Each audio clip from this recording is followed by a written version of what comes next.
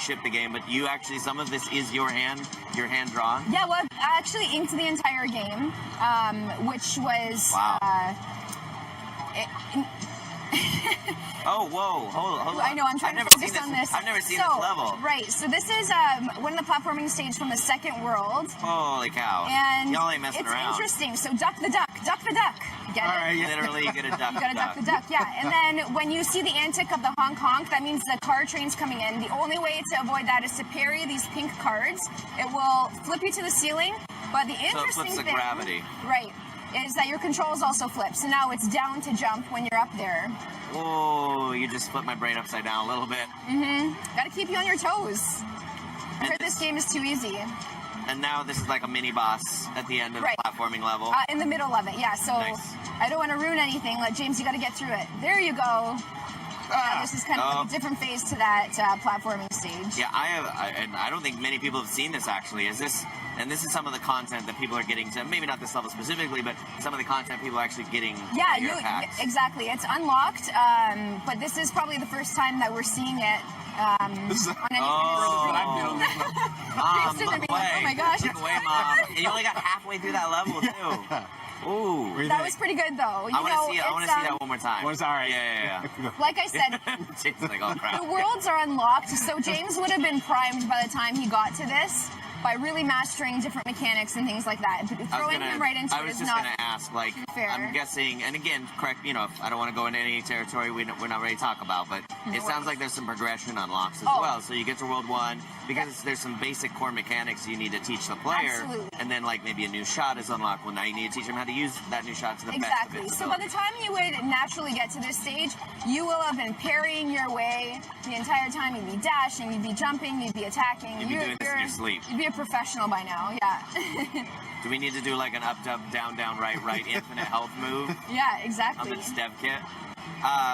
Some of the responses I'm really curious to hear about. So the fans are getting a chance to play it. They're getting their hands on. And this is why I love PAX, by the way. It's not media. It's not, I mean, there is media elements, but it's not about the media. It's not about the commercial. It's just about fans who would actually buy the game and play the game. Which has been, I don't mean to geek out here. No, we're allowed on the stage to geek. Okay, good. This is like geek. Okay, good. It has been so incredible, and I just want to take this opportunity to thank everybody who's waited in the queue, who's it's mind-blowing. I've been ball and chain to my desk for the last few years, so to be here in this conference center right now is like so surreal, and I'm like really excited. Can you tell? On behalf of Xbox fans, she's like literally on behalf of Xbox fans, just personally, thank you. This game is gorgeous. You guys have done some amazing work on this, and we're not done yet. I just want to say, like, holy cow! The feeling is very mutual. The entire team has just been overwhelmed with the response and the support that we've got from everybody. That now you're in a plane. It really made 15-hour days, 7 days a week, well worth it. And this started out small too. Like you were saying, like 2 or 3 people. 3 people, yeah. So there was the 2 creators, they're brothers, out of Canada, and then 1 developer. And then I joined on shortly thereafter. And then we progressively scaled up. We didn't think there would be an appetite for. Really? We didn't know. We were all in totally separate. This separate is a little bit of a niche thing. Exactly. That's exactly what we thought. So we were like, you know what? Let's make this 8-boss Mega Man style select screen game. See what happens. Throw it out there, and it just after the reception that we received at our first E3, where we showed some clips in the montage. We saw that there might be some appetite out there, so we people couldn't stop. I couldn't shut up talking about it, and I know a lot of fans couldn't shut up either talking about it. It blew us away. We were just like, "What's going on?" So I think at that point we said, "You know what? Let's go big or go home." We didn't want to be in retirement one day and thinking coulda, shoulda, woulda.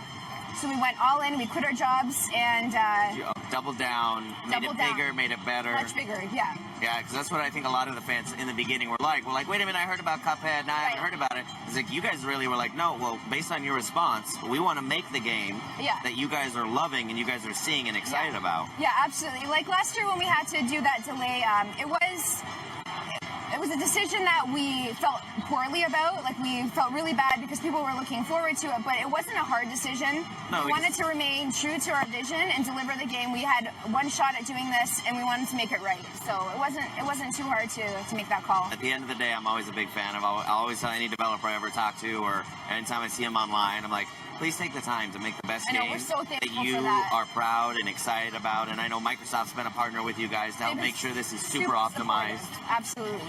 And I know those decisions aren't easy to make, but again, when it comes down to it, I think the cake speaks for itself that you guys have baked. So it is so literally right. It is so exciting. And I bought merch last night, by the way. Oh, did you? Oh, actually, I bought the shirts. Bearing gifts for you. No, you didn't. No, you didn't.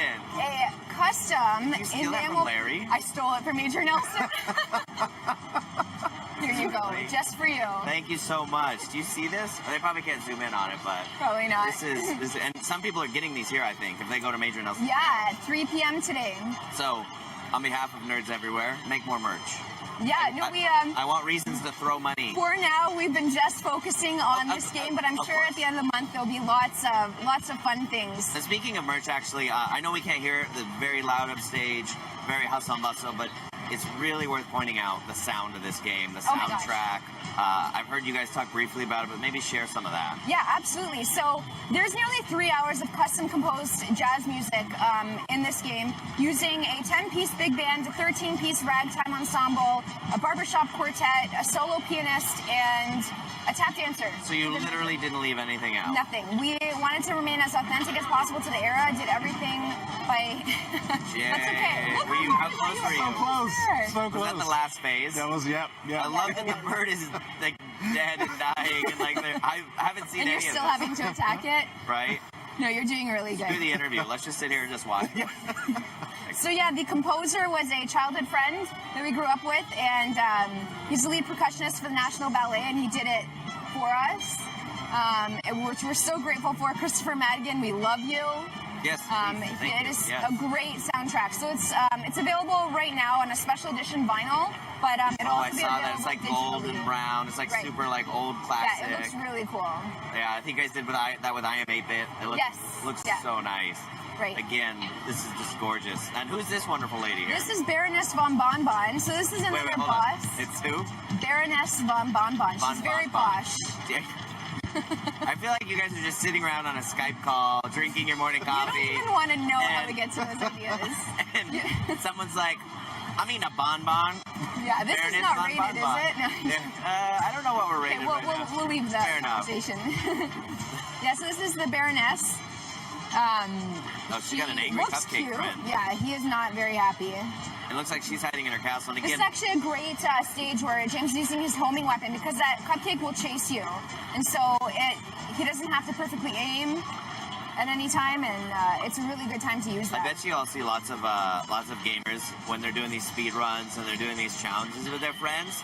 Also, there's another layer there of challenges of difficulties with shooting mechanics. I'll be like, but did you beat Bonbon with just only your spread shot? Your spread shot. I know. Let's see it. Call to action. Like, I feel like there's going to be a lot of gauntlets being thrown. Yeah. I'm definitely going to use homing shot for a while until I feel confident. But again, these are many, many stages. You haven't revealed how many worlds yet, but you guys are kind of keeping that. Well, there are four overworlds, but we they are not in this demo. That is definitely under wraps. You got to buy the game to see those worlds. Exactly. On what? Sorry, what day, Josh? September 29th. And we're in September. Last time we talked, we weren't in September yet. I know. So the days are just. It's a really crazy. So let's talk September 30th. Oh my gosh. What happened September 30th for Maya? Maya's like, I have not slept